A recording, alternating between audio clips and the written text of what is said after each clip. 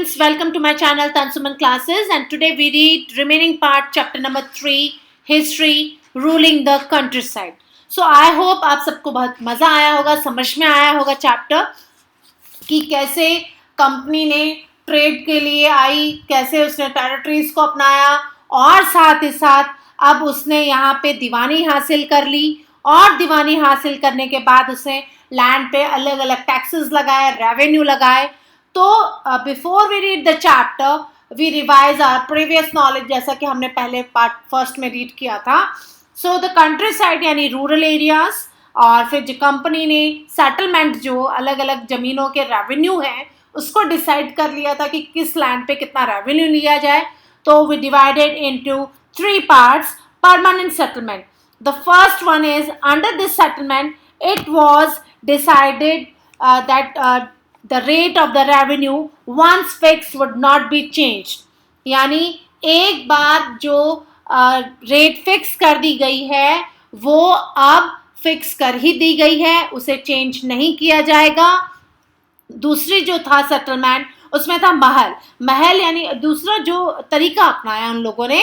So the British revenue record mahal is a revenue state which may be village or a group of villagers. And the third one is Mahalbari system. Under the Mahalbari system, the rate of revenues were to be revised periodically and not be permanent fixed. यानी periodically वो change हो सकती है. और महलबारी system में था कि day by day period से कुछ समय अंतराल के बाद में वो कुछ एक निश्चित पीरियड के बाद में वो चेंज करी जा सकती है, उसको परमानेंट नहीं किया गया महलबारी सिस्टम को. और जो रॉयल्टी होते थे, कल्टीवेटर्स जो होते थे, अब उनसे किस तरीके की क्रॉप्स जो यूरोपियंस ने डिमांड करी थी उन्होंने अपनी डिमांड को पूरी करने के लिए यहाँ के लोगों से कौन सी क्रॉप्स कल्टीवेट करने के लिए कहा और उस पर्टिकुलर क्रॉप के लिए इन्होंने लोगों को कैसे ट्रेंड किया, उनको क्यों उन्होंने उगाने के लिए किया. तो फर्स्ट इज ओपियम एंड इंडिको. ये दो ऐसी फसलें थी जो कि उगाने के लिए इनको मजबूर करा गया. ओपियम यानी अफीम एंड इंडिको यानी नील, जो कि कपड़े में हम देते हैं. So the ryotwari system was made directly with the cultivators. It was instant by the captain Alexander. Read the development of the Munro. So that this system was gradually expanded all over South India. जैसा कि रोटवारी system है जो कि पूरा south India को cover कर लिया था उसने और यहाँ पे वो डेवलप किया गया था. So all the system proved that to be failure. The company had imposed these systems in order to increase the income from land, but the purpose was not solved. Because the revenue demand was so high. इनकी demand जो थी वो बहुत ज़्यादा थी, revenue उन्होंने बहुत ज़्यादा हैवी लगा दिए थे जिससे कि लोग उसे पे नहीं कर पा रहे. They are unable to pay the taxes. They are unable to pay the revenue. That's why by the late 18th century the company was trying to expand the cultivators of opium and Indigo. यानी अब cultivators को यहाँ पे अफीम और नील की खेती Indigo जिसे कि बोलते हैं ये उगाने के लिए इनको कल्टीवेटर्स को कोशिश करी गई, उनको एक्सपैंड करने के लिए दिया गया कि आप यही उगाइए. तो इससे क्या बेनिफिट था जो यूरोपियन कंपनियां हैं इनको, और ब्रिटिश ने क्या क्या तरीके अपनाए थे इसको आगे रिलीज करने के लिए. So the British rule also realized that the countryside could not even yield revenue. It could also grow the crops that Europe required. So अब जो crops की requirement थी यूरोप में अब सिर्फ वही उगाई जाए और कोशिश ये थी कि जो एक्सपैंड करा जाए, कल्टीवेशन करा जाए. और कल्टीवेशन किसका किया जाए? Opium and indigo. So in the century the half that followed, the British forced through the cultivators in various parts of India to produce other crops also.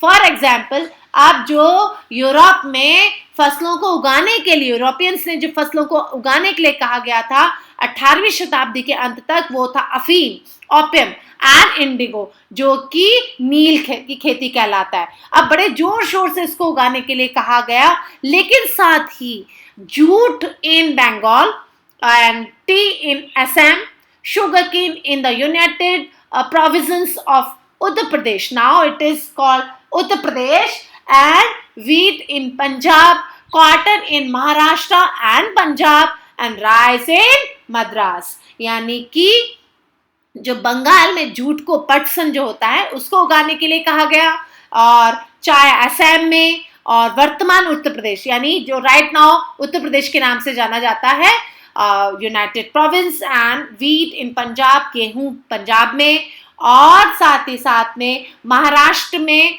और पंजाब में, महाराष्ट्र एंड पंजाब में कपास कॉटन एंड राइस चावल मद्रास में उगाने के लिए वहां के कल्टीवेटर्स को थोड़ा सा इन्होंने मोटिवेट किया और थोड़ा फोर्सफुली भी इन्होंने उनको कहा। So how was this done, ये कैसे हुआ, हाउ वाज डन, ये कैसे किया गया? So the British used a variety of methods to expand the cultivation of crops that they needed. Let us take a closer look at the story of one such crop on such method of production. हम देखते हैं कि किस तरीके की फसल इन्होंने उगाने के लिए कहा, इसका उत्पादन कैसे हुआ, और कौन कौन से मेथड, प्रोडक्शन ऑफ मेथड इन्होंने यूज करे जिससे कि ये पॉसिबल हो पाया। So welcome to my channel. Don't forget to like and subscribe that you will get more videos. Thank you. Class आप जब तक हमें लाइक और सब्सक्राइब नहीं करेंगे, आपको और मोटिवेट नहीं करेंगे आप हमें, तो आपको नए वीडियोस कैसे मिलेंगे? सो प्लीज आप हमें सब्सक्राइब जरूर करिए। And let's start the topic. Does colour have a history? आपको पता है कि फिगर नंबर 5 और 6 में 2 इमेजेस दिखा रखी है कॉटन प्रिंट्स की, जिसमें कि image on the left side figure number 5 shows a kalamkari print created by the weavers of Andhra Pradesh in India. Andhra Pradesh जो कि इंडिया में है, वहां की कलमकारी जो ये देखिए print in 20th century in India, यानी 20वीं शताब्दी में ये जो कला है ये करी जाती थी भारत में। एंड साथ ही साथ में on the right a floral coated print design and produced in William Morris, a famous poet and artist in 19th century Britain. This is one thing more common. इसमें कुछ आपको एक जैसा दिखाई दे रहा है, और इन दोनों में अगर आप एक जैसे कंपैरिजन करते हैं तो हमें ब्लू कलर जो है वो एक जैसा दिख रहा है, एक जैसा common. So the prints were both used in a rich blue color. और दोनों के बीच में ब्लू कलर ज्यादा यूज हुआ है, कॉमनली कॉल्ड द इंडिगो, जिसको कि हम इंडिगो के नाम से जानते हैं। और ये छापा खाने जो हैं, इनमें इन छापे ये जो प्रिंट हैं इनमें ब्लू कलर ज्यादा यूज हुआ है, और जिसको कि नील का पौधा बोलते हैं। नील जो ब्लू कलर है इसको इंडिगो बोलते हैं। And the blue color that we see in this prints were produced from a plant is called indigo, जो कि indigo के नाम से जाना जाता है। So it is likely that the blue dye used in the Morris prints in 19th century Britain was manufactured from the indigo plants cultivated in India, जो कि इंडिया में cultivated होता था। And India was the biggest supplier. India was the biggest supplier of indigo in the world at that time. उस समय में सबसे ज्यादा जो दुनिया में सबसे ज्यादा इंडिया सप्लाई करता था और वो था इंडिगो। तो why the demand of Indian Indigo? Indigo की भारतीय जो नील है उसकी मांग क्यों थी? क्या उसमें ऐसा हुआ कि उसकी डिमांड इतनी थी? So the Indigo, listen carefully, the indigo plants grow primarily in the tropics. By the 13th century, Indian indigo was being used by cloth manufacturing in Italy, France and Britain by dye cloths.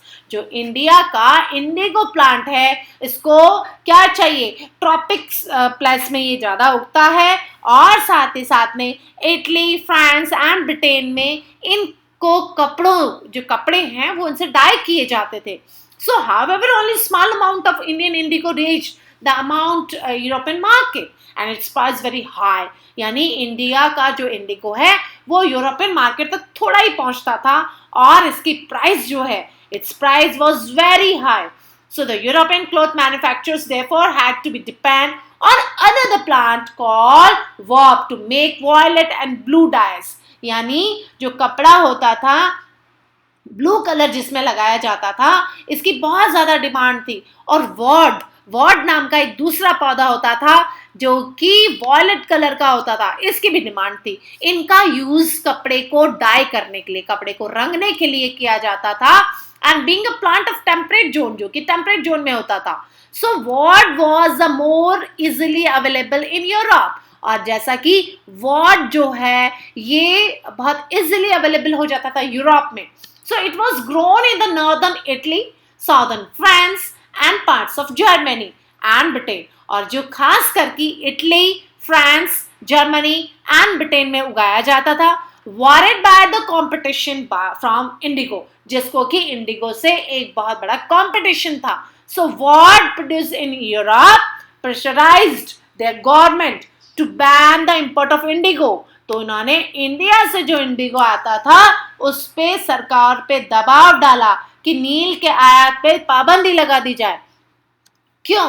क्योंकि जब ward वहां पे था तो Indigo अगर वहां पे जाता था तो इंडिगो बहुत फाइन होता था, उसका कलर बहुत अच्छा था. तो वॉर्ड वालों ने, जो गवर्नमेंट है उसने प्रेशर, यूरोप की जो गवर्नमेंट है उसने प्रेशर करा कि इंडिया का जो इंपोर्ट है उसको रोक दिया जाए. Cloth dyer, however, preferred indigo as a dye. Indigo produced a rich blue color, whereas the dye from wort was plain and dull. यानी जो वॉर्ड से जो कलर को कलर करा जाता था, वॉर्ड से जो कलर रंगा जाता था वो बहुत पेल और डल होता था. बट जो इंडिगो यूज होता था उसका रिच ब्लू कलर आता था, तो और उसका बहुत सुंदर लगता था वो दिखने में. तो उसकी फ्रेंच जो है वहां पे क्या था, by the 17th century European cloth produced and pursued their government to relax the ban of indigo import. तो वहां की गवर्नमेंट ने क्या किया, उन्होंने यूरोपियन गवर्नमेंट को थोड़ा सा रिलैक्स दे, उन्होंने थोड़ा सा कुछ प्रेशराइज, थोड़ा सा उन्होंने उन पे दबाव बनाते हुए परस्यूड, उनको सहमति ली उनसे कि इंडिगो के जो नीलाम, जो इंडिगो जो प्लांट से जो हमें इंडिगो मिल रहा है उस पर बैन हटा दीजिए और उसको इंपोर्ट होने दीजिए. रिलैक्सिंग मूड में उन्होंने the French begin cultivating indigo as Saint Domingo in the Caribbean island and Portuguese in Brazil. तो उन्होंने क्या किया, ये जो नील की खेती है वो इन्होंने शुरू करी. और कहाँ शुरू करी? पुर्तगीज इन ब्राजील में शुरू करी. एंड इंग्लिश लोगों ने जामिका जो ब्रिटिश है वहां पे शुरू करा. And Portuguese in Brazil, English in Jamaica and Spanish in Venezuela. और स्पेनिश लोगों ने वेनेजुएला में शुरू करा. और साथ ही साथ में Indigo plantation also same up in many parts of north America. जैसा कि नॉर्थ अमेरिका में भी बहुत सारे भागों पर नील के बागान सामने आ गए थे, यानी यहाँ पे भी प्लांटेशन करा जाता. अब प्लांटेशन क्या है? A large farm operated by planters employing various forms of forced labor. Plantation are associated with the production of coffee, cafe, sugarcane, tobacco, tea and cotton. और जैसा कि जो बहुत बड़े बड़े लार्ज फार्म हाउसेज होते हैं, लार्ज फार्म होते हैं, बड़े बड़े खेत जो होते हैं जिसपे कि लोगों से जबरन काम कराया जाता था, फोर्सफुली काम कराया जाता था, फोर्सफुली लेबर्स को यहाँ पे रखा जाता था. और इसमें क्या क्या उगाया जाता था, किस किस चीज का प्लांटेशन किया जाता था? So basically cafe, sugar cane, tobacco, tea and cotton, यानी कि कॉफी, गन्ना, तंबाकू, चाय और कपास का यहाँ पे प्लांटेशन होता था, बागान होते थे बड़े बड़े. So by the end of the 18th century, the demand of the Indian indigo grew further and Britain began industrialized cotton production expand dramatically, creating a numerous new demand for cloth dye. While the demands for the indigo increased, existing the supplies from the West Indies and America collapsed from the variety of the reason. यानी 18 by the end of the 18th century, यानी 18वीं शताब्दी के अंत तक नील की बहुत demand हो गई थी। इंडिगो जो है वो आगे लोगों की डिमांड आने शुरू हो गई थी, और साथ ही साथ में ब्रिटिश बिगेन टू इंडस्ट्रियलाइज, और इंडस्ट्रियलाइजेशन हो गया था। ब्रिटेन में औद्योगिकरण शुरू हो चुका था, और यहाँ पे जो कॉटन प्रोडक्शन है वो बहुत एक्सपैंड हो रखे थे। यहाँ पे बहुत ज़्यादा नंबरियस जो था कपड़े का, डिमांड बढ़ती जा रही थी, और कपड़े को तेजी से डिमांड बढ़ रही थी। तो उसी समय अमेरिका से मिलने वाली जो कपड़ा था उसके कारण बंद हो गया था। तो अब जो कपड़ा धीरे धीरे बंद हो रहा था, तो दुनिया का नील उत्पादन आधा रह गया। अब जो 17 America collapse for a variety of reasons, और बिटवीन 1783 टू 1789 यहाँ पे प्रोडक्शन में जो इंडिगो है वो फेल ऑफ बाय हाफ, यानी फेल डाउन हो गया था। And cloth dyers now desperately looked for new sources of indigo supply. तो नील की आपूर्ति के लिए लोगों को बड़ी बेचैनी हुई, और उन्होंने नए सप्लायर्स को ढूंढना शुरू करा। From where could the indigo be produced, और ये नील कहाँ से मिल सकता था? तो ब्रिटेन टर्न टू इंडिया। अब ब्रिटेन को बड़ी दिलचस्पी थी कि face with the rising demand of indigo in Europe, Europe का जो मार्केट था ईस्ट इंडिया कंपनी का, वहाँ पे नील की बढ़ती मांग को देखते हुए इंडिया में जो है वो एक्सपैंड करा गया, और इंडिगो कल्टीवेटर्स जो थे उनको कल्टीवेशन के लिए शुरू करा गया। लेबर्स को फोर्सफुली यहाँ पे काम कराया गया। And from the last decades of the 18th century, 18वीं शताब्दी के अंत तक indigo cultivation in Bengal expand rapidly, Bengal में एक्सपैंड करा गया। Bengal indigo came to be dominated by the world market, और बंगाल में पैदा होने वाला जो नील था वो बाजारों में छा गया था। And 1788 about 30% of the indigo import into the Britain was from India, and 1810 the provisions had gone up in 95%। यानी आपको जैसा कि दिख रहा है 1788 में यहाँ पे कितना करा गया था? 30% करा गया था इंपोर्ट, जबकि 1810 में 95 हो चुका था इसका हिस्सा। यानी मार्केट जो है, भारतीय नील का जो मार्केट है वो बहुत इंडिगो का बढ़ गया था। So as the indigo trade grow, commercial agent and official of the company began investing the indigo plant production, और इन्वेस्ट करना शुरू कर दिया था इंडिगो के लिए। And over this year many company official left their job, और अब क्या हो गया था? जो ऑफिसर्स थे समय के साथ, यहाँ के जो ब्रिटिश कंपनी के जो एम्प्लॉय थे, उन्होंने अपनी नौकरियां छोड़ दी इसको उगाने के चक्कर में और इसका बिजनेस करने के लिए, क्योंकि इंडिगो में बहुत ज्यादा फायदा था। सो attracted by the prospect of the high profits, numerous Scotsmen and Englishmen came to India, और ये इंडिया में आए व्यापार करने के लिए, became planters, और planters बन के, क्योंकि those who had no money to produce indigo could get loan from the company and bank that was coming up at that time। और यहाँ पे जो लोग, कंपनी के जो लोग, और स्कॉट्समैन जो नंबरेस जो लोग यहाँ पे प्रॉफिट बनाने के लिए, इंग्लिशमैन जो इंडिया में आ गए थे एज प्लांटर्स, अब उन्होंने यहाँ के लोगों को लोन देना शुरू करा, और प्लांटेशन करने के लिए उन्होंने उनको बाग जो नील के बाग थे वो लगाने के लिए उनको कहा। So how was indigo cultivated? अब इंडिगो जो है वो कैसे कल्टिवेट होता था? There was two main system of indigo cultivation, दो होते थे, एक तो निज एंड सेकंड इज रॉयल्टी। अब जो रॉयल्टी होता था, रेती जो होता था, within the system of the nij cultivation में क्या होता था? They are the two systems of indigo cultivation. The basically first one is niche, and the planter produce indigo in land that they directly control। niche जो होता था उसमें क्या होता था? डायरेक्टली कंट्रोल्ड होता था किसका? प्लांटर का। लेकिन in either bought the land or rented of the other or other zamindars and produced indigo by the directly employing hired laborers।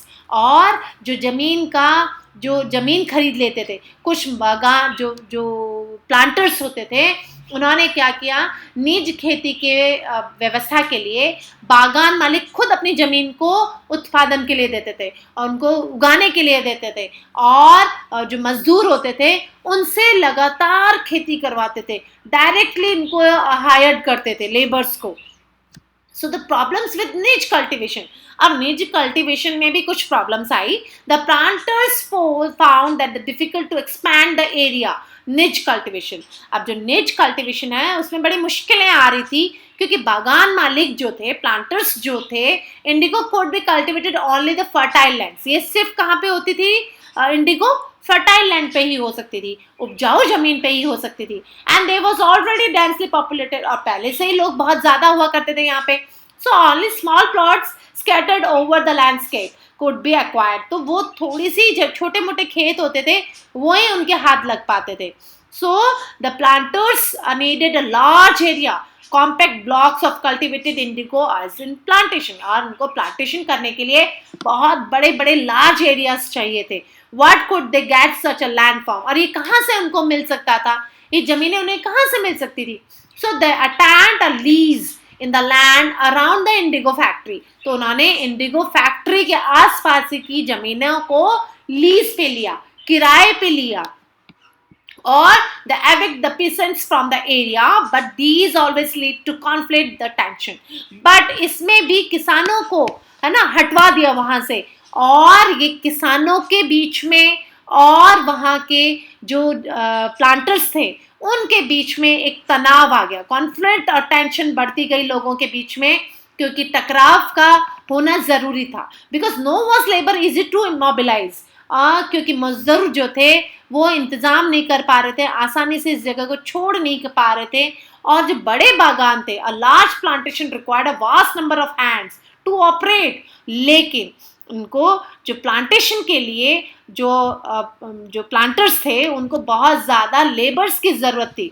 So the labours was needed precisely at that time was peasants were usually busy with their rice cultivation. और जो मजदूर थे उस समय वो किस में busy होते थे? वो अपने धान की खेती, अपने राइस जो होता था उसकी खेती में बिजी रहते थे. तो अब जो मजदूर हैं वो उनको मिल नहीं पा रहे थे नेस की खेती के लिए. So the ness cultivation on a large scale also required many ploughs and bullocks. और अब क्या था कि जो नेस कल्टिवेशन के लिए उनको बहुत सारे हल की ज़रूरत थी, और साथ ही साथ बहुत सारे बैलगाड़ियों की ज़रूरत थी, बैलों की ज़रूरत थी. सो 1 बीघा ऑफ इंडिगो कल्टिवेशन रिक्वायर्ड 2 प्लॉक्स. और उनको 1 बीघा खेती के लिए उनको क्या चाहिए थे? 2 हलों की ज़रूरत थी, हल जिससे कि खेती करी जाती है ना. So this mean that the planters with 1000 bighas would needed 2000 ploughs. और जैसा कि 1000 बीघा 1000 बीघास को कल्टीवेट करने प्लांटर्स के लिए उनको 200 प्लॉक्स की जरूरत थी, हलों की जरूरत थी. So investing on purchase the maintenance of ploughs was a big problem. और एक बहुत बड़ी समस्या थी. So nor could supplies be easily got from the peasants since their ploughs and bullocks. और कोई भी उस समय किसान जो थे वो किसानों से भी हल नहीं मिल पा रहा था उनको, प्लांटर्स को, क्योंकि वो भी अपने राइस के कल्टीवेशन में थे. So they were busy on the rice field again exactly at the time that the indigo planters needed them. और जब उसी समय उनको हल और बैल की जरूरत पड़ती थी जिस टाइम वो चावल होते थे उनके पास में, और उसी टाइम प्लांटर्स को भी जरूरत होती थी मजदूरों की, क्योंकि वो प्लांट्स को उगाए. So till the late 19th century planters was therefore reluctant to expand an area under niche cultivation. इसी की वजह से जो बागान मालिक थे उनको भी बहुत बड़ा एरिया चाहिए था. सो less than 25% of the land producing indigo was under this system. और 25% जो लैंड थी वो इंडिगो उगाने के लिए, प्रोडक्शन करने के लिए कम पड़ जाती थी. So the rest was under an alternative mode of the cultivation, the royalty system. और इसी की वजह से बाकी जो जमीन है वहाँ पे रेट की व्यवस्था शुरू करी गई. And the Indigo on the land of riot. अब रेट की जो जमीन थी, नील की जो खेती थी, वो कैसे आई? So the under the royalty system, जो रॉयल्ट सिस्टम था, इसके बीच में क्या था बेटा, एक planters force the royalty to sign a contract, इसको एक कॉन्ट्रैक्ट साइन करना पड़ा था, एन एग्रीमेंट होता था, जिससे कि at that times the pressurised the villagers had meant to sign the contract on the behalf of the ryots, और उनको प्रेशराइज्ड करा गया, उनको एक समझौता करने के लिए बोला गया, बाध्य करा गया, जिसमें कि दस्तक करने होते थे कि नील उगाने के लिए कम ब्याज पर बागान मालिक से नगद उनको कर्ज मिल जाता था. So those who signed a contract got cash advance from the planters at the low rate of interest produce Indigo, और उनको उसमें बागान मालिक बीज, उपकरण, है ना, साथ ही साथ मुहैया कराते थे. यानी loan committed the ryots to cultivating indigo on the least 25% of the area under the his holding, उनको अपनी जमीन के 25% पे इंडिगो उगाना पड़ता था. और प्लांटर्स क्या प्रोवाइड करते थे, सीड और drill, while the cultivators prepared the soil, sowed the seed and looked after the crop. और अब क्या होता था, बागान मालिक उन्हें सौंप तो देते थे, जब कटाई के बाद जब फसल बागान मालिक को सौंप दी जाती थी तो रैयत क्या नया कर्जा मिल जाता था, यानी उनको वापस एक और लोन मिल जाता था, और यही चक्र यही बार बार चलता रहा. और working harvesting Indigo in the early 19th century Bengal from the क्या था ये 19वीं शताब्दी में मजदूरों को कैसे नील की खेती कर रहे हैं ये. So the closely grand rural life in Bengal in 1860 and India is the indigo plant was cut mostly by man. और जो कि अधिकांश इंसान जो है, आदमी वर्ग जो है, पुरुष वर्ग जो है, वो इसकी कटाई के लिए काम करते थे. The indigo plants being brought from the field to the factory, और कैसे ये फैक्ट्री तक लाया जा रहा है. and how was indigo produced, अब इंडिगो कैसे प्रोड्यूस करा जाता था. तो इंडिगो जो है इसको प्रोड्यूस करने के लिए क्या होता था, the Indigo villages was usually around the Indigo factories owned by the planters. After harvesting the indigo plant was taken to a vast in the indigo factory. The 3-4 watts was needed to manufacture. यानी Indigo जो है उसको करने के लिए, prepare करने के लिए नील की खेती के पास में ही नील का कारखाना होता था. और कैसे इसको 1863 में ये फोटो बनाया हुआ है, कैसे इसको तैयार किया गया. तो नील गांव आमतौर से वो होते थे जो फैक्ट्रियों के आसपास होते थे, और वैट्स यानी बड़े बड़े हौद बना दिए जाते थे इसमें, ताकि उसको उसमें डाल सके. और 3 और 4 वैट्स बनाए जाते थे जिसमें कि इनको डाल दिया था. And the leaves stripped off the indigo plants were first soaked in warm water, यानी इनको जो पत्तियां होती थी उनको गर्म पानी में जो वैट्स होते थे इनमें डाल दिया जाता था, एंड फर्मेंट होने दिया जाता था, उसको गलने सड़ने दिया जाता था थोड़े दिनों के लिए, थोड़े घंटों के लिए. When the plants fermented, the liquid began to boil and bubble. फिर इसको उबाला जाता था, जो फर्मेंट होता था उसको और उसके बाद उसको क्या किया जाता था, liquid drain into the another vat and the place just below the first wash. और जैसे कि फर्स्ट वाले के पास में है, ये देखिए पिक्चर में कि इनको कैसे डुबोया जा रहा है फर्स्ट में, और फर्मेंट करने दिया जा रहा है इसको, और फिर बाद में जैसे वो फर्मेंट हो जाता था तो उसको बॉईल करा जाता था, और फिर रॉटन जो लीव्स होती थी उनको निकाल दिया जाता था, उसको ड्रेन कर दिया जाता था, उसको छान लिया जाता था बाद में. So in the second vat nose the solution was continuously stirred, और उसको लगातार हिलाया जाता था, बीटन विद द पैडल्स. ये जो लड़का लेके खड़ा हुआ है, एक लकड़ियों के सहायता से इनको पीटा जाता था, इनकी पपड़ियां भी साथ में the lime water. And when the liquid gradually turn green and blue, और जैसे वो लिक्विड ग्रीन और ब्लू में चेंज होता था, lime water was added to the vat, और इसमें लाइम वाटर डाला जाता था. Gradually the indigo separated into the flax and muddy sediment settled at the bottom at the vat, and clear liquid rose into the surface. The liquid was drained and the sediments of indigo pulp and transferred to the another vat, and then the press the dried for sale. यानी कि कैसे इनको छान लिया जाता था, और छान के फिर इसको साफ करके रख लिया जाता था, और नीचे जो नील जमा हो जाती थी जो नीचे बैठ जाता था उसको दूसरे कुंड में निकाला जाता था और फिर उसको बिक्री के लिए बाजार में सूखने के बाद भेज दिया जाता था। तो आपको ये सब दिखाई दे रहा है कि कैसे ये लड़का लेके इसको खड़ा है और द डीप वाटर, और इसमें ये भी देखिए the indigo works here is standing with a paddle, ये पैडल लेके खड़ा है, that was used to stir, और उससे मिलाया जाता था जो पत्तियों को, द सॉल्यूशन को जो वैट में, and these workers had remain in the waist deep water for over 8 hours, और 8 घंटे ये उस पानी में खड़े रहते थे to beat the indigo solution, और उसको इंडिगो सॉल्यूशन को बनाने के लिए। और साथ ही साथ में फर्मेट, वैट इज अ फर्मेटिंग और स्टोरेज वेसल, जो फर्मेट किया जाता था उसको। तो when the crop was delivered the planters after the harvest a new loan was given to the royal, और जैसा कि किसान पहले अपने कर्जे से बहुत आकर्षित होते थे। एक्चुअली क्या है, शुरू में तो प्लांटर्स जो थे वो उनको पैसा दे देते थे as a loan, but the planters after the harvest a new loan was given to the royal and the cycle started over a long period, यानी ऑल ओवर अगेन। जैसा कि रॉयट उनको क्रॉप के लिए, जो फसल है उसको उगाने के लिए उनको नील की कीमत जो मिलती थी वो बहुत कम हुआ करती थी, और ऐसे धीरे धीरे कर्जों का सिलसिला चलता गया और जो किसान है वो उसका कर्जा खत्म ही नहीं हो रहा था। So the cycle started over again, and peasants who are intentionally tamped by the loan soon realized how harsh the system was. The price they got from the indigo they produced was very low, and the cycle of loans never ended.